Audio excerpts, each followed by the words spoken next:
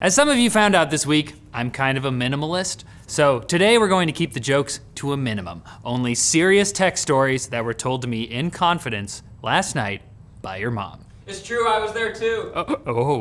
Right on schedule, AMD officially announced their Ryzen 5000 series desktop processors at their Where Gaming Begins event. Not where productivity begins, because that's right, AMD says these chips will outperform Intel's 10th gen desktop CPUs in gaming by up to 20%, giving Team Red enough confidence to actually price these parts slightly above Team Blue's competitors for the first time in a while. It's happening! The operation was a success, Dr. Lisa Su! AMD's not releasing a new motherboard chipset for this launch. These chips can be used in existing 500 and 400 series boards with a BIOS update. But we also got a sneak peek at the 4K performance of the upcoming Radeon RX 6000 series graphics cards, placing it pretty much on par with the RTX 3080. But we'll get more details on that on October 28th, while the 4 new CPUs from the 6-core Ryzen 5 5600X to the 16-core Ryzen 9 5950X will be available November 5th. Wow. Really shows what can happen when you hire a medical doctor as your company's CEO. You're not gonna correct me on that? I'm saved. Microsoft's head of gaming, Phil Spencer, reportedly told employees this week that the company's xCloud game streaming service absolutely will end up on iOS, even if he has to challenge Tim Apple to a mud wrestling match to do it. That actually kind of looks like Phil Schiller. I'd pay to see that. Phil Schiller's gone though, I think. Microsoft is targeting 2021 for the potential release of a browser app that could stream xCloud's library, a similar solution to the one used by Amazon's recently announced Luna gaming service. But Microsoft's love-hate situation with Apple didn't end there. They also published a blog post outlining 10 principles that the Microsoft Store on Windows would adhere to based on guidelines from the Coalition for App Fairness. Sound familiar? That's the industry group made up of Epic Games and other companies lobbying against Apple's restrictive, as they see it, App Store policies. Microsoft's blog post doesn't mention Apple, but it's pretty clear where Microsoft's loyalties lie here, making this like a corporate passive-aggressive subtweet that Apple will, to be honest, probably not see or care about. They're above it.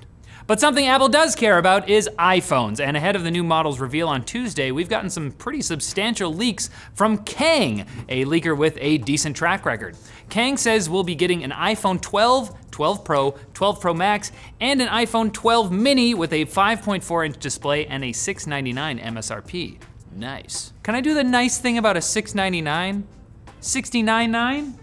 Nice. Okay, Apple may also finally bring back the MagSafe charger design, but for the new iPhones instead of Macs, and a $99 HomePod Mini, hot on the heels of Google's $99 Nest audio speaker. Meanwhile, Mark Gurman, another reliable leaker, wrote in Bloomberg this week that Apple may be releasing its first ARM-powered Mac in November.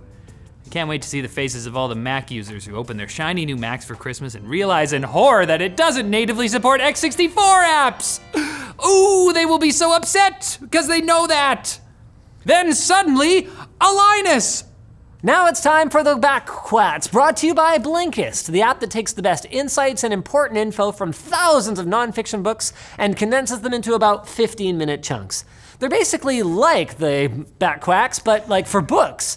With the mobile app or on the desktop, you can read or listen to audio summaries in a wide variety of categories. Business and finance, parenting, you know you need that. Self-help, you know you need that too. Philosophy, we all need that. And now they've got full audio books with up to 65% off for premium subscribers.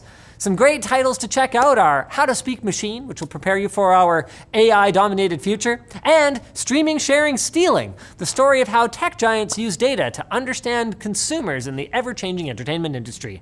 The first 100 people to go to Blinkist.com/techlinked will get unlimited access for 1 week to try it out, so click the link down below. Thanks, Linus.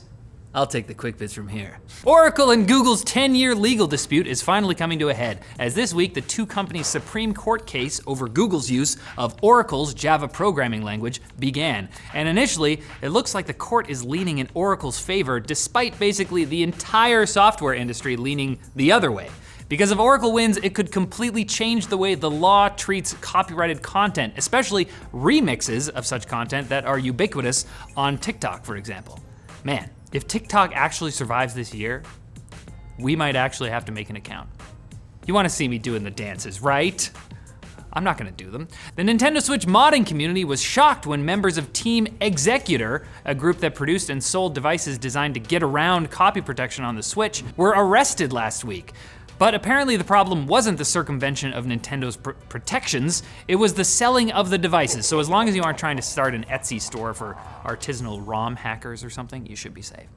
Sony may be winning the console war so far, with a report claiming that 72% of next-gen console pre-orders were made for a PS5. But whether this is, David was in there. But whether this is bad news for Microsoft is actually debatable. With their games launching on multiple Xboxes and PC too, it seems like they just want you to sign up for Game Pass and forget that Halo Infinite looked really ugly in the trailer. Game Pass, have you heard of Game Pass? It's a good deal. Apple paid $288,000 to a group of white hat hackers that found 55 vulnerabilities in the company's network after breaching it and hanging out there for 3 months. I remember a time when Apple would sue these people instead of rewarding them. Maybe that mud wrestling match really made an impact. They should have given them more. And Google's Waymo is opening up fully driverless taxi rides to the general public in Phoenix, making it one of the first fully autonomous robotaxi services to launch in the US. Of course, Elon Musk wasn't that impressed, calling the service a highly specialized solution, whereas Tesla's approach is a general solution that will definitely arrive soon and not many years from now. And oh, just kidding, one more! Look at this jellyfish robot! It's a robot that swims like a jellyfish. Duh! It's fun! Wouldn't be fun to continue this episode though, so come back on Monday for more tech news. It'll be Canadian Thanksgiving. Watch the episode, come hang out, we'll pretend to eat some turkey together. Peanut butter jelly time. Peanut butter jelly. Peanut